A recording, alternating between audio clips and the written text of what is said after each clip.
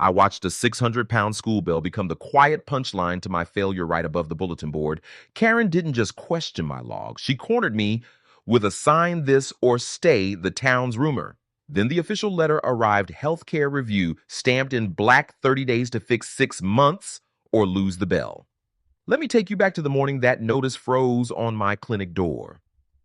Late October settled over Maple Creek, Ohio, leaving a thin sting in the morning air. A soft frost clung to the 600-pound bell above the school's brick arch, making its heavy bronze surface look almost brittle. On the nurse's office door, a fresh white notice fluttered in the cold draft. 30 days left, health services review plus bell removal. For a long second, Maya Collins stood still, one hand on the knob, her breath barely moving. 30 days. The words felt louder than the first period bell ever could. She stepped inside, set her bag down, and barely had time to take off her coat when the intercom crackled. "Miss Collins, conference room, please." The voice was polite, but rushed like someone hoping not to be part of whatever came next. The conference room carried the scent of old coffee and a leftover lemon wipe from the meeting before hers. Karen Pierce sat straight-backed with a folder already open. Tom Willis leaned near the door, avoiding eye contact.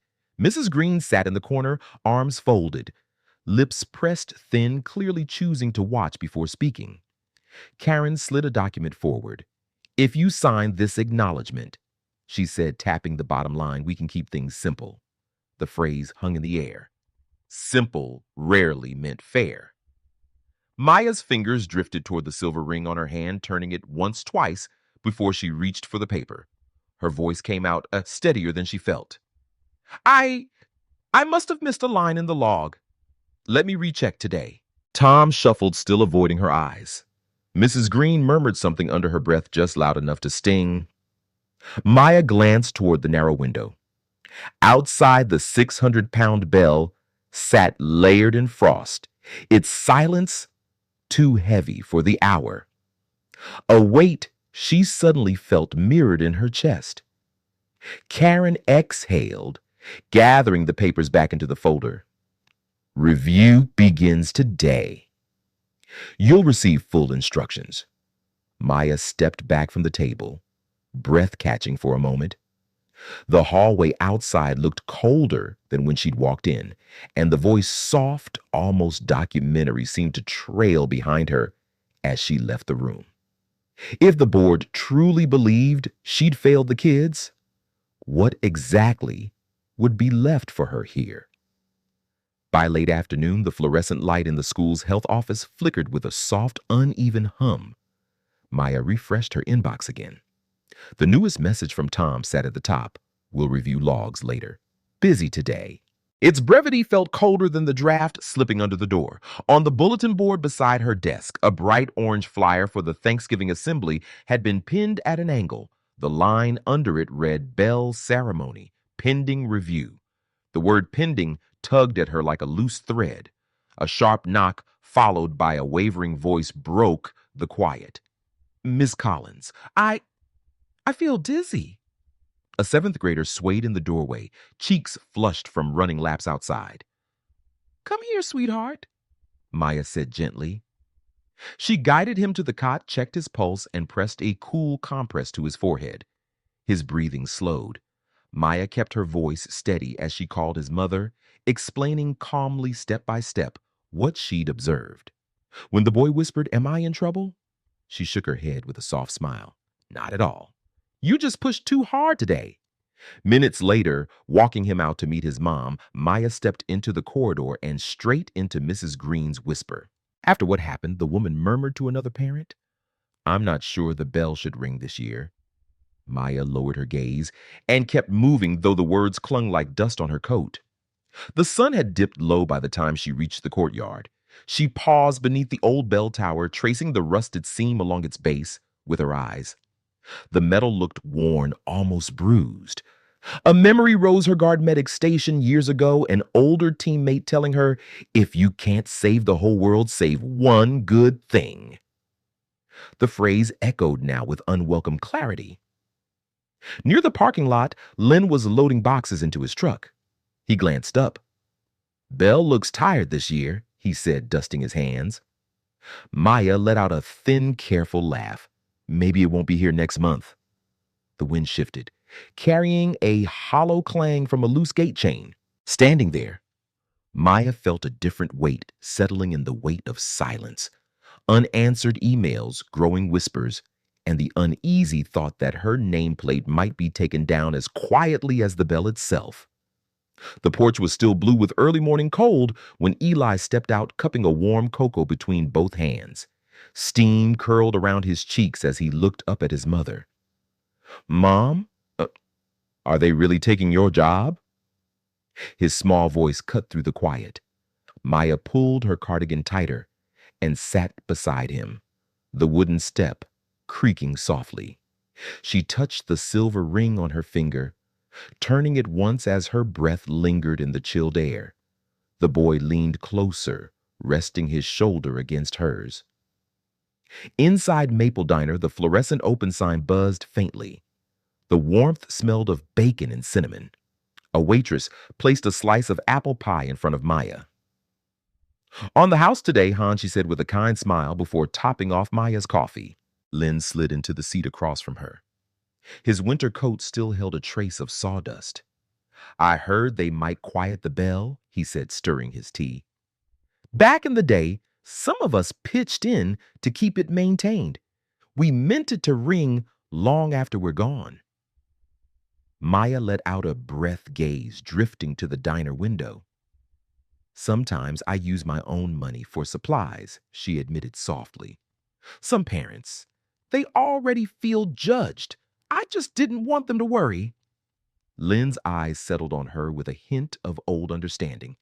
Before he could answer, two familiar voices carried from a booth behind them. Karen, if she signs this resolves quietly. Tom, right. We can't risk headlines before Thanksgiving. The words pressed under Maya's ribs, sharp and dismissive. That afternoon, an envelope waited at her office. The board's letter was brief but heavy. Deadline, November 25 requirements, 30 days to complete 6-month log reconciliation. 3. Counseling sessions, possible outcomes, suspension plus bell removal for safety compliance. The paper trembled slightly between her fingers. Outside, the wind nudged the flagpole rope, tapping a slow, uneven rhythm. At home that evening, Maya stood in the kitchen and opened her wall calendar. She circled 11:25 and read, the color stark against the quiet page. In the distance, the 600-pound bell rang, once its tone deep, almost uncertain, as if it wasn't sure whether it would ring again. Dawn came cold and colorless over Maple Creek, laying a gray shimmer across the courtyard. Frost clung to the railings and the 600-pound bell hung still for a beat until a deep, resonant clang rolled through the morning air. It wasn't a ceremony, just a test pull on the rope. But the sound carried a strange finality, as if the bell itself wondered whether today would be its last chance to speak. If the board ruled against her today, the soft voice suggested this might be the bell's last ring. For 30 days, Maya had lived on a tight loop of responsibility. She clipped receipts for every box of gloves and roll of gauze she had bought with her own money. She sat through 3 counseling sessions, answering every question with steady clarity. She worked late into the night, cross-checking 6 months of logs until the numbers finally aligned. Some nights, Eli wandered out, rubbing his eyes, finding her hunched over the kitchen table. She always managed a tired smile. Mom's still trying, she'd whisper, smoothing his hair. Trying counts. By mid-morning, she was in the old boardroom, the one lined with senior class photos from decades ago. The wooden chairs gave a soft scrape as board members shifted. Karen sat stiffly. Tom kept adjusting his tie like he hoped it would explain something for him. A draft slipped under the door, carrying the faint metallic smell of the bell tower outside. Maya presented her timeline with a calmness she didn't fully feel. Each step documented, each log accounted for. Tom responded with a vague defense. We all make mistakes that earned him more raised eyebrows than support. Karen leaned forward. "Miss Collins," she said, tapping her pen, "will you sign the acknowledgement now? It would help us resolve this quickly." Maya looked at the document. Then she looked past it toward the window where a thin strip of morning light cut across the floor. "No," she said, voice steady. "I won't sign something that isn't true." A hush settled over the room. Then the door opened.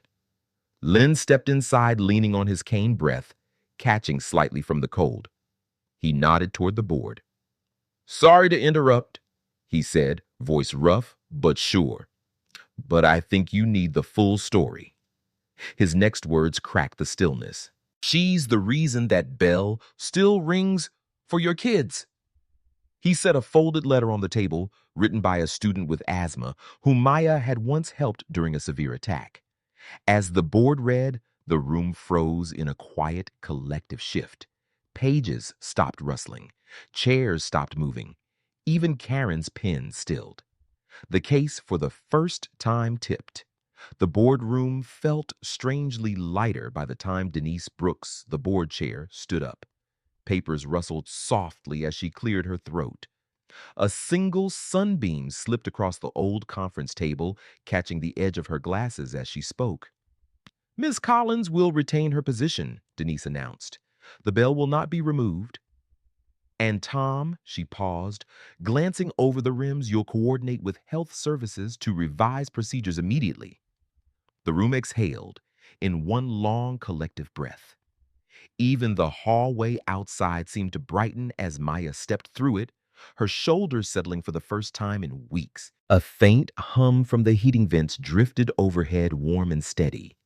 Karen walked beside her for a moment, hands clasped. "I should have listened more carefully," she said quietly, eyes flicking downward. The words weren't an apology exactly, but they carried weight. Maya gave a small nod, letting the moment land without forcing it further. Back in the school clinic, the late afternoon light spilled through the window in a wide, soft band. Dust particles floated in slow, drifting spirals, rising and settling with each small movement in the room. Maya rested her hand on the exam table, cool vinyl familiar, and felt something loosening inside her. A kind of return, the voice observed gently, the way places breathe again when someone finally believes they belong. On her way out, she passed the bulletin board near the lobby. A new flyer had been pinned on top of the old one: Thanksgiving assembly. Bell ceremony restored. The edges fluttered slightly when the door opened, as if eager to share the news. Later at home, the porch light glowed against the deepening blue. Eli had fallen asleep on the porch chair, a book sliding from his hand. Maya set a warm mug of coffee beside him, steam curling upward into the cooling evening air. Then clear and full, the 600-pound bell rang across Maple Creek. Not a test pull, not a question, a statement. Maya lifted her hand to the silver ring on her finger.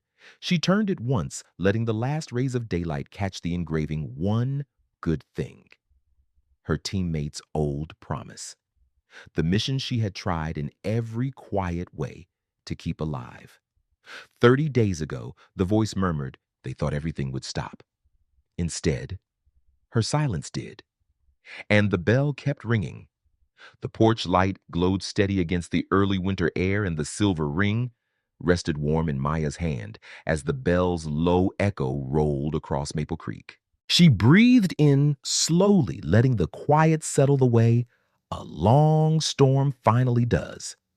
Some victories arrive without applause, just a steadier pulse, a doorway left open, and the knowledge that one good thing can outlast 30 days of doubt.